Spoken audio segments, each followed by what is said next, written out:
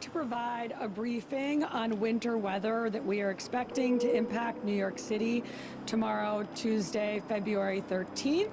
To kick us off, I'd like to welcome our mayor, Eric Adams. Thank you. Thanks so much for everyone being here, and I really want to thank the team. Start out this morning being briefed. Actually, last week, Chief of Staff told me we were looking to have this weather come in. And the team started to prepare. There's been various shifts around 6:40 this morning. We got an update and immediately started to make the necessary adjustments. Communicated with the Chancellor this morning as well, and he started the operation of dealing with remote learning for our children. We've been fortunate. Let's be clear. We have not had any significant snowfall for quite some time. In fact, it was amazing how little salt we had to use last year. But the time has come. Mother Nature does what she wants to do. And I really want to thank the Commissioner Tish and her team for their just rapid response and coordination with all the agencies involved. We're expecting snow across the city tonight and into tomorrow. The current forecast calls for light rain beginning around midnight and transitioning to snow tomorrow morning. We expect at least 5 to 8 inches now. We could get more. As the forecasts continue to shift, we will continue to notify New Yorkers. It's going to be low visibility, high wind gusts, ending by early afternoon, as well as up to 2 feet of coastal flooding along vulnerable shorelines. We're taking this storm extremely serious. We want New Yorkers to be prepared, and we want New Yorkers to do the same. We expect slippery roads and limited visibility. And so we're strongly encouraging New Yorkers, if you don't have to go out, stay home. And please use public transportation.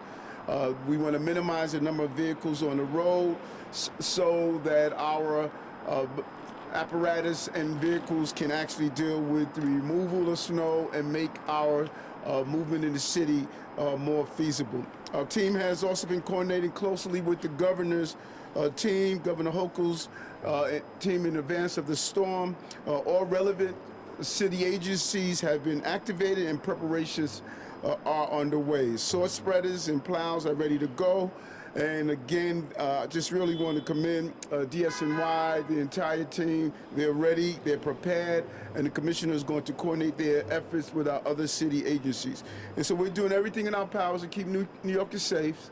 We want New Yorkers to do everything in their powers to continue to be safe by, again, staying off the road and signing up for Notify NYC to keep update on winter weather.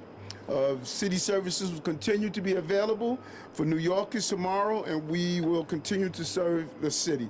We will not be conducting any outdoor events. And again, our public schools are closed tomorrow. Actually, we're doing remote learning. It's going to be remote learning day. That's one of the things that came out of COVID-19. We can continue the educational process of our children, so they will be learning remotely. Alternate side street parking has been canceled for tomorrow, and we do have the code blue has been issued for unsheltered New Yorkers. If you see someone in need, please call 311 or 911 as appropriate. And check on neighbors, as always, to make sure that we can be good neighbors for each other. I know you New Yorkers will be ready. We'll be ready. Bundle up, stay cold, stay warm. We have an election tomorrow. Poll sites are open. The poll sites for the elections will be open in Queens and in the Bronx. Commissioner? Thank you, Mayor Adams. You're going to get a more complete weather briefing from Commissioner Iskell in a few, but I will give you some of the highlights that the mayor has already touched on. We're expecting winter weather in New York City tomorrow. It will begin as rain around midnight, and it will rain for a few hours. We expect the transition to snow to happen between 4 and 7 a.m. tomorrow. There can be periods of very heavy snow, so we're expecting 1 to 2 inches of snow per hour for several hours in the morning. So as the mayor said, staying off the roads is very important. We expect the storm to taper off in the afternoon. Right now, it's looking like it'll be between 2 and 4 p.m. And of course, all of this is subject to change. We have seen this storm change a lot over the past 24 hours, so we're going to continue to keep our eye on it and brief New Yorkers as necessary. So beginning on our midnight shift tonight, thousands of New York City sanitation workers will be putting salt on every street, every highway, every bike lane in the city, and we will be prepared to plow every street, every highway, and every bike lane as soon as accumulations hit 2 inches or more. The operation will continue until all streets are clear, which will likely be hours after the last flakes fall. We have a huge fleet of snow fighting equipment at our disposal, over 700 salt spreaders and over 2,000 plows. Gone are the days of primary, secondary, and tertiary streets for salt spreading and plowing purposes. Now every street in the city is on a route, and every route can be dispatched at the same time. This is what the mayor has referred to as plowing equity in New York City. A reminder to New Yorkers that a plowed street does not immediately show blacktop, so please be patient as our plows come through and let them do their thing. Once plowing operations cease, we will turn our attention to clearing pedestrian infrastructure like crosswalks and curb cuts. Now, we have a number of things working in our favor this year in New York City. First, we have the highest uniform headcount of sanitation workers that this department has seen in over 2 decades. We have also made substantial investments in our fleet, including our snow fighting vehicles. We've spent about $500 million over the past year on the upgrades to our fleet. And we also have new GPS technology. It's called Blade Runner 2.0 that allows us to surgically manage our salt spreading and our plowing operations. So our supervisors in the field from their smartphones and us at headquarters, we can see every street in the city, what has been plowed, what has been salted, what we may have missed, and then we can direct resources accordingly. To aid our operations tomorrow, we are asking New Yorkers to stay off the roads. Our salt spreaders and our plows can cover a whole lot more ground a lot faster if there are not other vehicles in their way. To that end, we have canceled alternate side parking for tomorrow, although meters remain in effect. An important reminder to property owners. While we got the streets, we got the highways, and we've got the bike lanes, property owners are responsible for clearing snow and ice from the sidewalks. We saw in the last 2 snow events in New York City that the streets were very clear, but the sidewalks were pretty treacherous. We don't like to enforce these. We don't like to issue summonses and do enforcement, but we are prepared to enforce these very basic safety rules in New York City tomorrow to make sure that our sidewalks are clear and are passable. I am now going to turn it over to our Commissioner of Emergency Management, Zach Iskell. Thanks so much, Commissioner Tisch, Mr. Mayor. Always wonderful to be here with you guys. And just to start, a heartfelt thank you to all of our incredible crews who will be working tirelessly throughout tonight and the next few days to keep us safe. These dedicated professionals, including police officers, firefighters, EMS personnel, sanitation workers, and many others, are really the backbone of our city's resilience in the face of adverse weather conditions. Their commitment to New Yorkers really knows no bounds, and I couldn't be more grateful for the work they'll be doing tonight and throughout the day tomorrow around the clock. So thank you. In terms of the forecast, as the mayor, as Commissioner Tisch said, we're expecting 5 to 8 inches of snow. We'll start with rain around midnight tonight with a shift to snow sometime in the early mornings. We could see rates of 1 to 2 inches per hour. This could lead to difficult travel and low visibility for the morning commute. In advance of this, the National Weather Service has put out a winter weather advisory. We have issued a travel advisory for tonight through tomorrow. We do expect travel delays tomorrow citywide, so we encourage everybody to stay off the road, to keep themselves safe, but also, really importantly, to allow sanitation crews to do their job of clearing the snow, and to allow first responders, police, firefighters, EMS to get around the city should they need to. We activated this morning our winter weather emergency plan. That means we now start coordinating with a number of agencies, including sanitation, Department of Education, DEP, DOT, Transportation, Environmental Protection, a host of others, including state partners, 311, Port Authority, MTA, and others, to make sure that we're prepared for this winter weather. Timeline, as I mentioned, one of the things that we are looking at this storm is right now there is low confidence in the forecast. That means we could see more snow, or it means we could see less snow. That really will depend upon when the shift occurs from rain to snow. If it occurs earlier, we'll see more snow. If it occurs later, we'll see less snow. We're also looking at how the snow bands tomorrow will line up. Those snow bands we can't really track until we're about an hour out. And so if we see some heavy snow bands coming into the city, that means we could see higher rates of snow. It means we could see higher rates and amounts throughout the city, but we won't know until tomorrow. It's also possible that we see less snow than currently forecast. As Commissioner Tisch said, this forecast has really changed. Yesterday we were expecting about 1 inch of snow. Right now we're looking at 5 to 8 inches. So it is incredibly important for all New Yorkers to stay informed. Make sure that you are monitoring the forecast.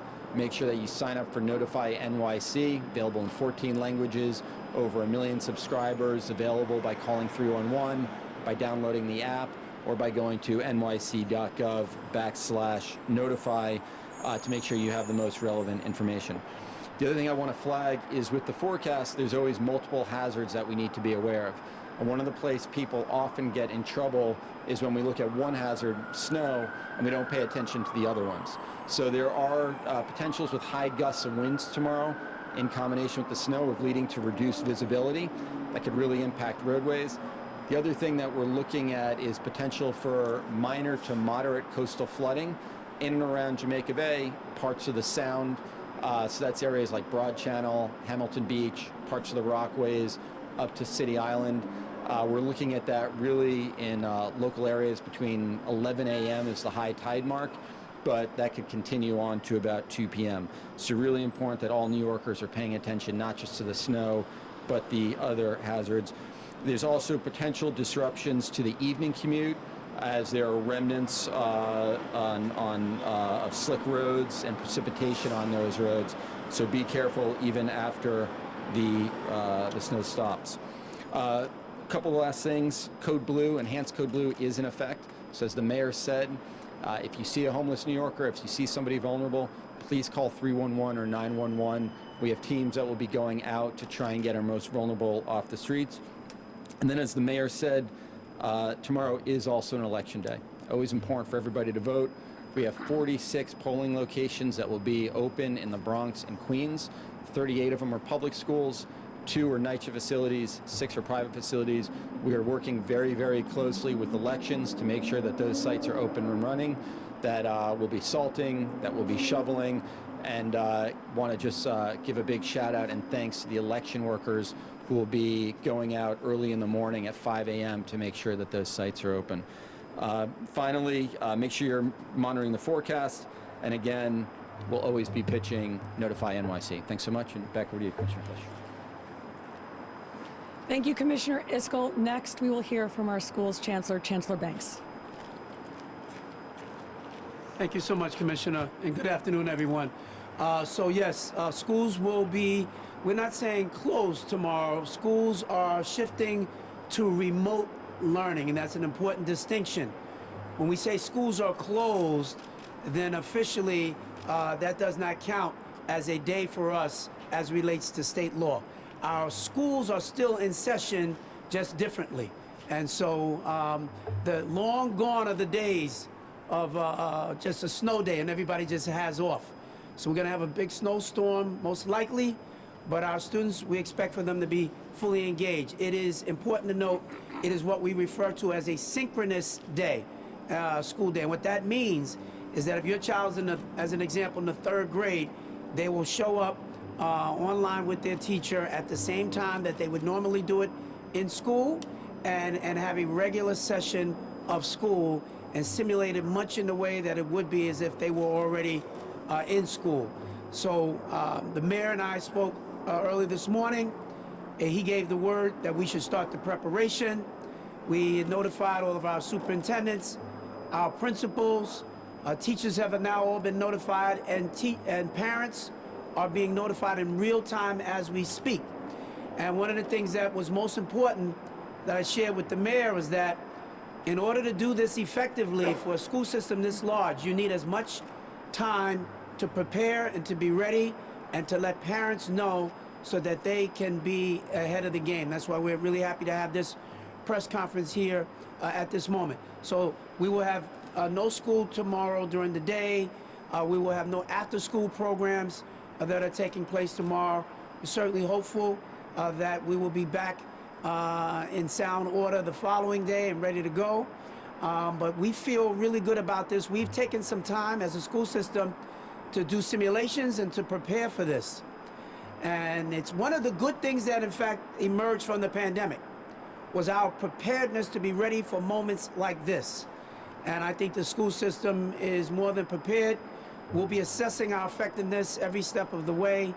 And I'm really just thrilled also with Commissioner Iskell, who keeps all the city agencies informed with a heads up, and beyond thrilled with Commissioner Tisch, who I don't think the city's ever been more prepared than her and her leadership and her team to prepare for a snowstorm. And so let's get ready. It's going to be an exciting day tomorrow. We wanted to make sure that we kept everyone safe. That's the #1 thing. We did not want kids to be stuck on buses and teachers having to make their way, particularly once the snowstorm happens, making their way even home. Because the prediction is that it's going to start in the morning, and we didn't want folks to wind up getting snowed in and being very unsafe. So we've spoken with the teachers union, we've spoken with the principals union. Everybody said this is the right call to make. It gives everybody a chance to get out in front and start to get prepared, and we're ready. And again, thanks so much to my chief of staff, who's brought the whole team together and make sure the coordination was seamless, as all the agencies that are involved are on alert on how we're going to be prepared for tomorrow. Charles, yeah. Mm-hmm.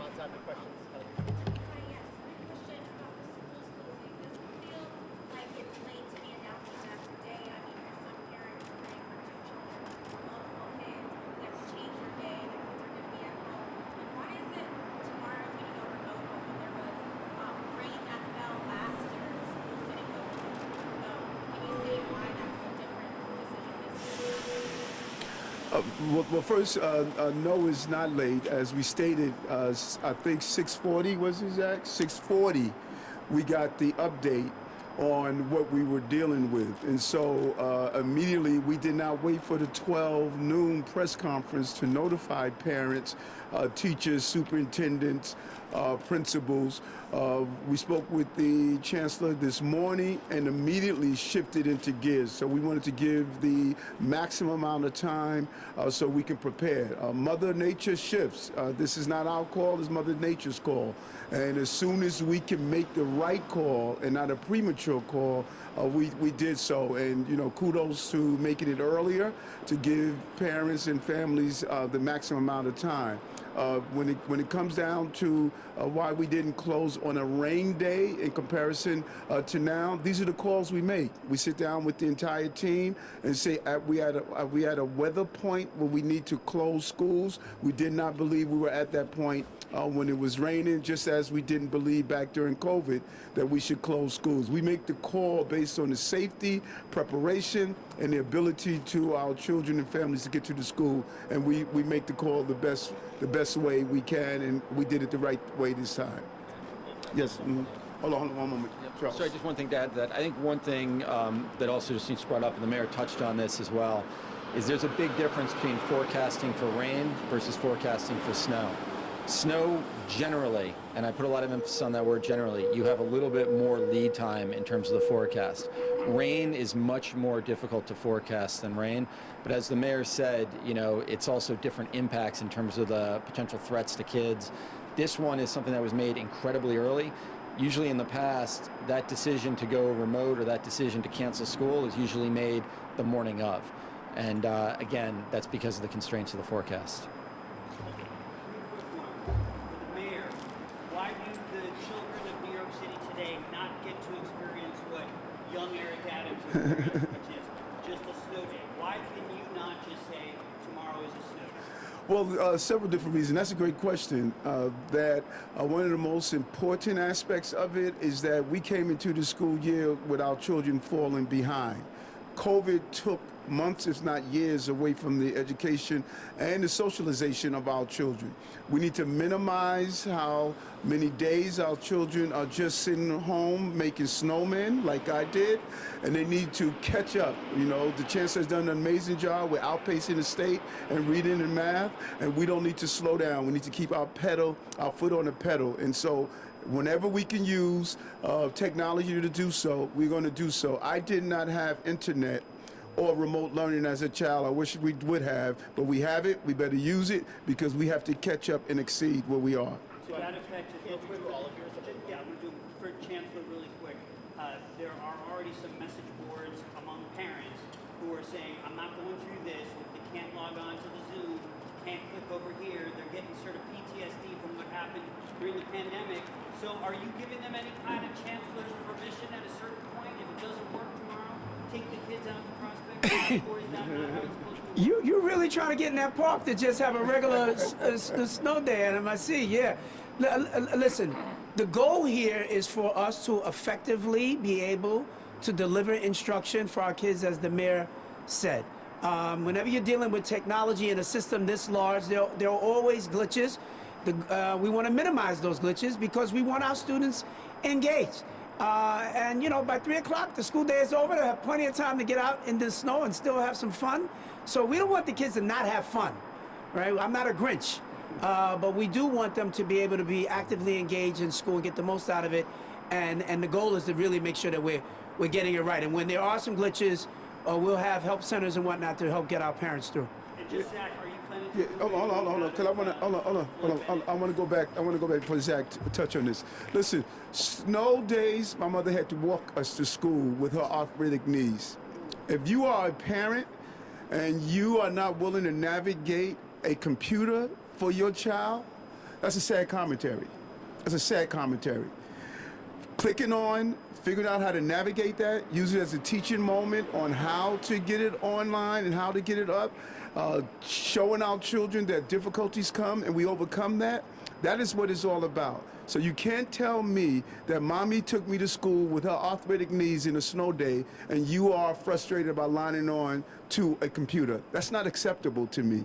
Our children must learn. They fell behind. We need to catch up. That is what we need to be focusing on. Is that? Just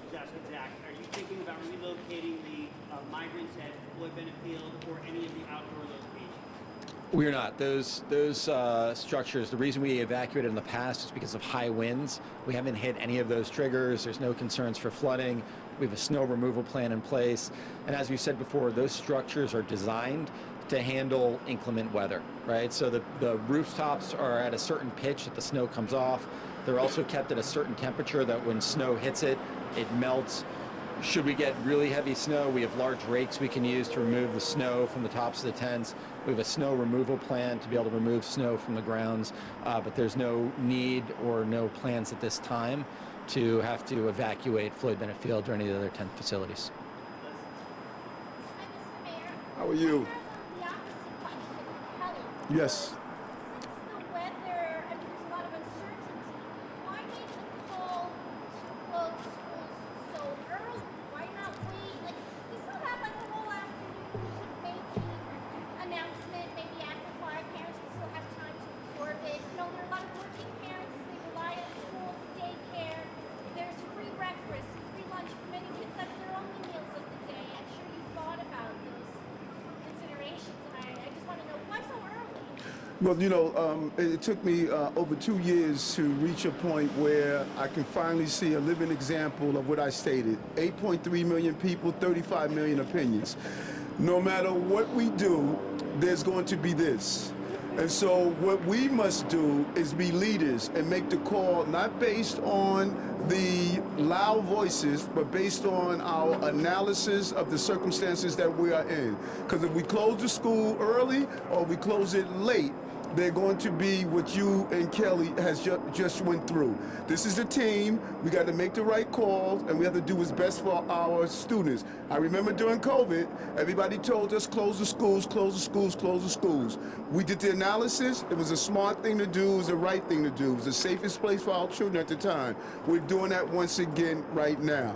And so for those who said we should have closed it earlier, or those who said that we could have closed it late, you just reinforced 8.3 million, 35 million opinions. Do you have any other questions back here? I gotta keep reading this.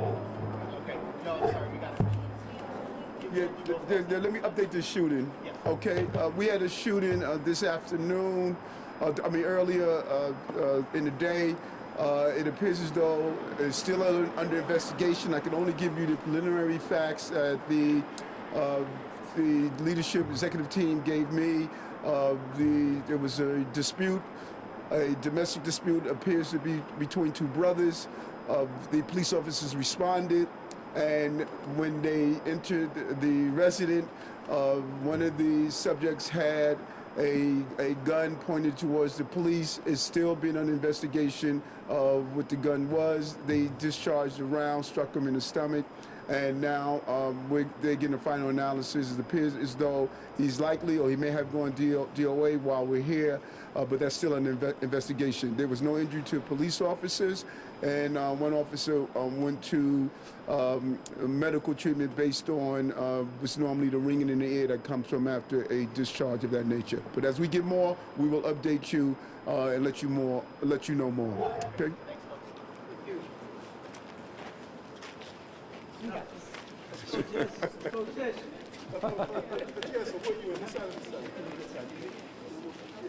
felt